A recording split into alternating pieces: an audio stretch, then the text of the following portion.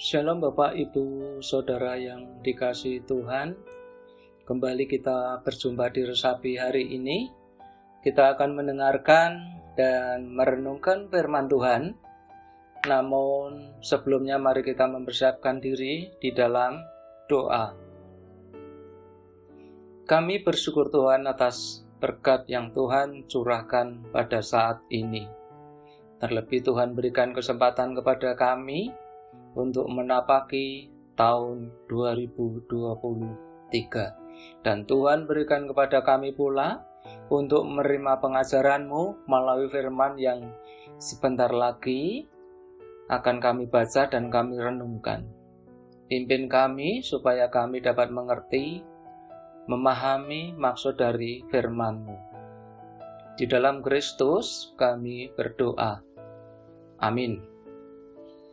Firman Tuhan pada pagi ini saya ambil dari kitab Nahum 1, ayatnya yang kedua dilanjutkan ayat 6 hingga 8. Nahum 1 ayat 2 dilanjutkan ayat yang ke-6 sampai 8. Tuhan itu Allah yang cemburu dan pembalas.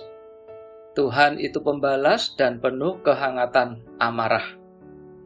Tuhan itu pembalas kepada para lawannya dan pendendam kepada para musuhnya.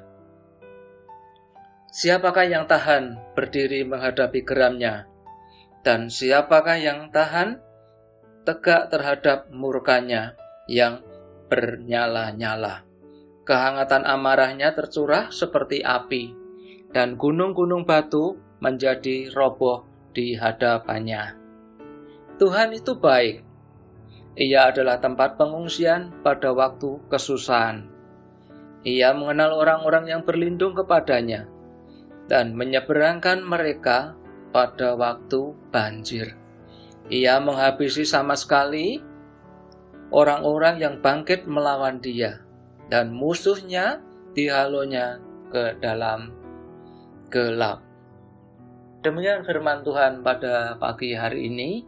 Berbahagialah orang yang mendengarkan firman Tuhan dan melakukannya di dalam setiap kehidupannya. Amin.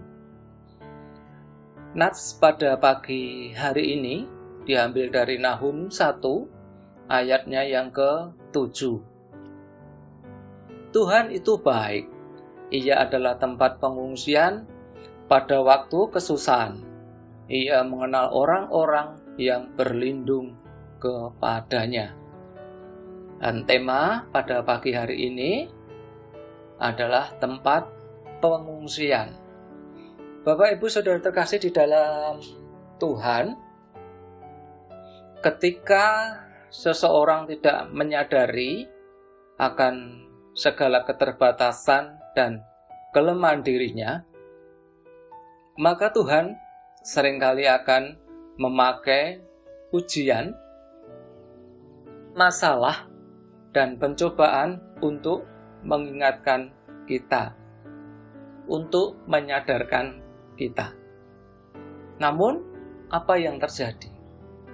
Seringkali pula kita gagal paham dengan segala pergumulan yang terjadi dalam hidup kita tersebut.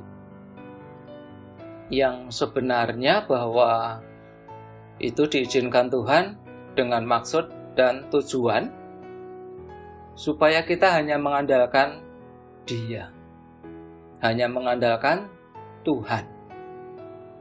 Jangan tunggu keadaan kita membaik dahulu baru kita mencari Tuhan. Jangan tunggu segala persoalan kita, pergumulan kita selesai terlebih dahulu, baru kemudian kita mendekatkan diri kepada Tuhan. Nah, Bapak, Ibu, Saudara yang terkasih di dalam Tuhan, ketahuilah bahwa segala permasalahan akan selalu ada dan akan kita hadapi selama kita masih hidup. Ya, Bapak, Ibu, Saudara terkasih di dalam Tuhan, Mazmur 62 ayat 6 mengatakan, hanya pada Allah saja kiranya aku tenang, sebab daripadanya lah harapanku. Nah, oleh sebab itu, dengan berpegang pada Mazmur 62 ayat 6, maka kita harus mengubah pola atau cara pikir kita ketika kita menghadapi segala persoalan. Justru kita harus lebih mendekatkan diri kita kepada Tuhan. Hanya Dia tempat pengungsian kita, tidak ada yang lain. Benteng yang terkuat di dunia ini pun bisa roboh termakan usia. Tetapi Allah kita sebagai benteng tidak akan pernah runtuh. Kuasa Tuhan pun kekal sampai selama-lamanya. Hanya Tuhanlah yang membuat kita dapat dengan tenang menghadapi segala permasalahan, segala ujian hidup. Hanya Tuhanlah tempat pelarian dan pengungsian kita. Nah, Bapak Ibu sudah terkasih di dalam Tuhan, Mazmur 37 ayatnya yang kelima mengatakan pula bahwa serahkanlah hidupmu kepada Tuhan dan percayalah kepadanya dan Ia akan bertindak.